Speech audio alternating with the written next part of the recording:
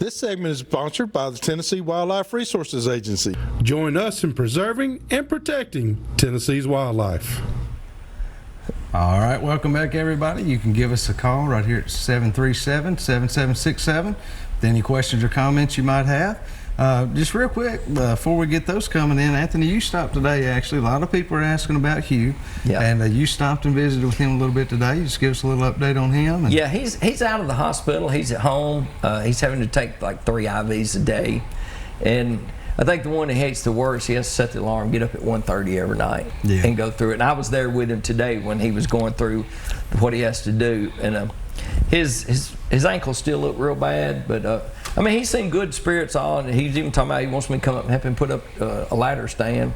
I hope he can climb that ladder stand. He's going to have to get better because them big stands he's hunting, I know I can't put them up by myself, that's for sure. But I think he's doing a little bit of wishful thinking with that, but it's good that he's getting that kind of attitude back. He said, you know, he still wish everybody, you know, say a prayer for him, right. you know, and you know, we missed him. Yeah. I mean, he couldn't make the radio show. He and I do a radio show every Monday night.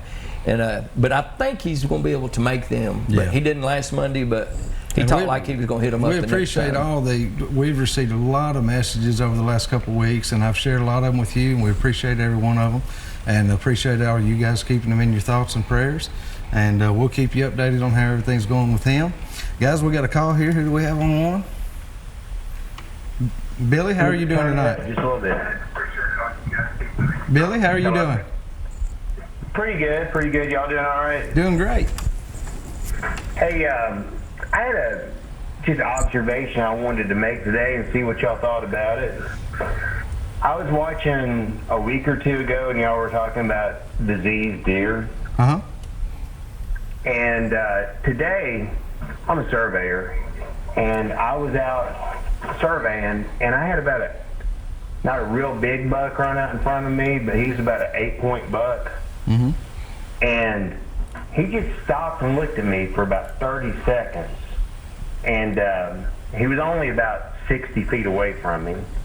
Do you think that's the indication of a sick deer? How did he run off? Or when he left, did he run fast or just walk off or what? He kind of trotted off, but I was the first one to start moving because I had to get where I was going eventually, you know. Yeah. A lot of times, watching for a second. A lot of times this time of year, to be honest, they're not near as skittish as they would be later on in the year. You'd be surprised how close you can get to some of those big bucks in the summer. I would say unless you saw that he looked really poor in the body or something, that he was probably fine. That's what I'm thinking too. Because again, they're just not nearly as skittish right now. It's amazing. We always joke, well, deer know when it's deer season, but truth is, they really are a lot less skittish in the summertime. Yes. So you probably just kind of scared him. You know, he didn't know what was going on when you come walking through there, and he was just trying to figure out what you were doing. So, but most likely nothing going on there. I've never had one stick around that long. Yeah. Yeah, back even when I was a deer hunter, they would sure take off. When you're deer hunting, when you're hunting, you're not going to stick yeah. around long. Yeah. That's right. Well, thank you for calling. We appreciate it. All right, thanks. Have a good night. You heard me on TV, Bubba? Hey, Bubba, how are you?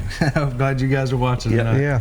But no, that is true. I'm telling you, you can get up close to those deer right now, and turkeys are the same way. Yep. You know, right now you can walk right into a flock of turkeys. They won't pay you no attention. Or anything. But buddy, you walk out in the field in the end of March, 1st of April, they can be 200 yards away and they're gone. Yeah, they're out of there. It's like they have that sixth sense that tells them, you know, hey, I better get out of here. I think them bucks get it the day they start shedding that velvet. It's almost like a switch goes off. I was going to ask y'all this earlier. So when you're in the woods, you're in the hardwoods, say you're in a big old acorn full of little saplings, and all of a sudden you find this rub over here on this sapling, and this rub, and all of a sudden you find a little bit bigger tree. Those are velvet rubs, correct? Right now, that's not literally yet, but in a few weeks, yes, they're usually velvet rubs. Early. I'm talking about both season rubs. Yeah, they'll get in there, and it's almost itchy to them. You know, they get in there, they scratch their heads, and they'll use usually just little saplings. just like you're describing, actually something where they can get, you know, maybe 4 or 5 at a time. So what I'm getting at, head. so when they're velvet rubbing, there's no way to really detect if you have a big buck in the area. No, and no truly, there's no. And I've seen big bucks rub little trees, and I've seen spikes rub trees big as my thighs. Yeah, and if you find a bunch of big calf-sized rubs on a hillside somewhere, it's probably a big mature buck in there, you know, during the rut. Yeah. But I'm like Anthony. I mean, I've seen it go both ways. Matter of fact, a lot of times when they get real aggressive, a big buck will hit those little saplings and stuff, and he'll just rip them out of the ground. You'll find them pulled up by the root, thrown out in a trail somewhere, and a lot of times that's a big old aggressive buck. I've seen them get in some of those huckleberry bushes, and it's almost like they try to get their wrapped up in it, where they can see if they can pull it out of the ground. Right. I mean, because they'll be broken, mangled every which way. Yeah, he's letting them know he's the baddest bow in town. I mean, that's exactly what he's doing.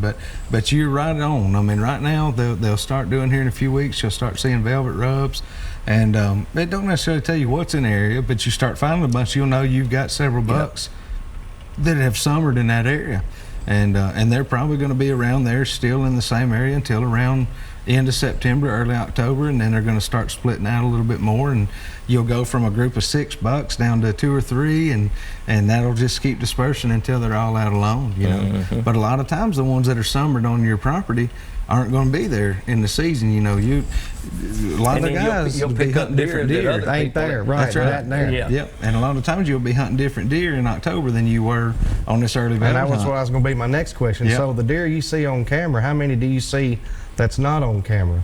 Oh, a bunch when it comes to November. Late October, early November is when you get those surprise bucks. I know, just like last week, I had a surprise buck move in. But the downside to that, I told Brandon, I think he must be a bully buck, because I was getting 5 other bucks all year long. And then this new nice 8-point come in that I am going to try to hunt with a muzzleloader next week. He run the other 5. It's like he showed up, they left. I didn't have a picture of it. Hey, a lot of people don't understand what you just said about muzzleloading velvet hunt. Can you explain that? Yeah, sure can. You know, and I've had people that say, what are you talking about, you know, with the muzzleloader? Yeah. Starting next Friday, Saturday, and Sunday during the velvet hunt, if you live in Shelby County, Fayette, Hardeman, McNairy, Chester, Madison, Tipton, and Haywood, it's the new unit CWD. We can use archery equipment and muzzleloaders. And the 500 square inches of orange is required for that hunt. If you're It don't matter if you hunt with a bow or a muzzleloader, you got to have that orange on, unless you're landowner exempt. Sure. You know, other than that, you got to have it on. And I really think, I mean, we've been preaching this on the radio show. There's been a lot of people that's argued with us. Yes, they argue with me. Well, I'm just going to hunt with my bow. I don't have to wear it. If you're in those counties, you got to wear it. It's just like the regular season. Even in regular zones, if you want a bow hunt the whole season, you can do that. That's right. But once a gun season is open, you've got to have the orange on, just like the gun hunters do. That's right. Because you might only be bow hunting, but all the guys around you are probably not. So and you need to I'll have tell it you, the on. other thing that's going to get a bunch of them is the transportation new rules about that. You know, if you kill that deer in Hardeman, Fayette, or Madison, it's got to stay there unless it's deboned and the skull plate clean. And if you kill it in the other 5 CWD counties, you can only carry them into the CW positive counties, which is Hardeman, Fayette, and Madison. You can't take them in the other 87 What about counties. processors? Is there processors just in those counties? Oh, yes, it is. Now, the other 87 counties in the state, you can bring your deer into those zones, you know, to be processed, mounted, whatever. But you can't take them out unless they've been deboned and the skull plate's cleaned. It's good to know. It is, and I think that's going to be the biggest thing that people are going to have to adapt to and get used to. And they really need to, Brandon, because that's really the only source of containment we have for this. CWD is here to stay. Well, it's no different than firewood. If you cut 5 ricks of firewood and take it from here to Illinois, you're transporting bugs they don't even have. That's right. Yeah. And So they can just- be and that's why jeopardizing your forest. everything. Sure. That's right. Sure. And this CWD could really be bad. I hope, you know, I hate we have it, but I hope it don't go to any other county. Because I mean, we can't put out minerals no more, no feed. And, you know, I always run minerals. Minerals to me was a tool to inventory my deer. You know, I mean, I still have them hitting some of my old mineral licks that I hadn't been able to refresh since November, and from what I was told, that's permanent. Won't ever be able to. They was going to try to pass a law where you couldn't feed them anymore. No corn feed. I don't know how that went. I don't think it went well. Now, you still can. Any of the other 87 counties, it's like it's always been. You can up until 10 days before. Well, here's what nobody gets: why? Because you got a sick deer coming to that corn that you're drawing in. Well, every other deer that's healthy coming to that corn's fixed to be sick too. They could have the potential to get that prion in them, and then they become infected. And I'll hit on this. One thing that's always bothered me about that is why can we feed them up to 10 days before if it's a disease issue? Because that's kind of like saying they're not going to get a disease the other 9 months out of the year. And so that's always kind of been a question for me. But now we can't. So that's right. And we got a caller here on one. Who do we have? Chris, how are you doing tonight? Chris, can you hear me? I guess Chris hung up. Chris is gone. Try one more time, Chris. Pretty good. How are y'all? Doing good. How are you tonight? I can hear you. Okay. What? Go ahead. What can we do for you tonight? You'll need to turn your TV down.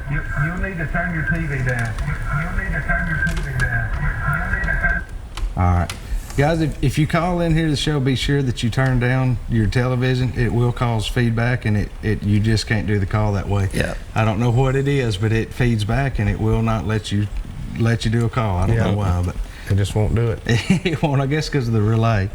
But anyhow, getting back to what we were talking about. Yeah, I've never understood that part of it. Is that it is a disease concern is why they don't want you doing it, but I've never understood why it was allowed in the summer or in non-hunting situations. Kentucky. I mean, you can feed Kentucky year round, can't you? Yeah. Well, even in some of the CWD states, they still allow it. Each state's kind of different. They set their own rules. And they all have a different DNR or agency. Right. And the laws are made for each particular state. Yeah. But yes, in Kentucky, you can actually hunt over. I mean, so you can feed year round there. Mississippi too. But they're not a CWD positive state. Right. But Texas, for example, that's the only state I've ever hunted where you could feed, but they do it year round there as well. But I'll tell you, there's areas down in South Texas that if you did not feed, you can forget it, because you're not going to get them out of that mesquite brush if you don't. It's just about the only chance you've got. But yeah, every state's different. They all manage different, and they all have different biologists, and the wildlife has different needs, in different areas. Everything's different. And that's why, like in Tennessee, we have all these different zones for deer hunting and stuff like that. It's because the deer up there where Anthony lives, for example, and our deer herd, and then take the deer herd in East Tennessee, well, they're all different. They require a little bit different management, per each one. So that's why you have the different zones, and I personally believe you could even make those zones a little smaller. I do and too. Break them into, sections or something, according to the way that they break down. But I believe TWRA overall does a great job with that, and they try to break it down as good as they can. I agree. And do it that way. But guys, we're going to go over and do this week's tip of the week. It's being brought to you by Phoenix Custom Quality Rods. You can contact them at phoenixrods.com or give them a call at 562-924-5400. We've been using those rods all of this year now. I have been completely impressed by them, and looking forward actually to getting out and doing a little bit of late summer with fishing with Dayton here. I'm still waiting on my rod. And putting them to use again. Well, I tell you, I'll let you use one of mine when we go out there. I think he had 2 or 3 laying around when I was at his house today. You should have grabbed one up, said, I'll borrow that, I'll bring it back. He wouldn't have known the difference, would he? He wouldn't have known. Dayton, what you got this week for us for tip of the week? Man, tip of the week is check your boat out. Make sure your fire extinguisher, your throw cushion, everything's up to date. Even though you might think it is, just double check it.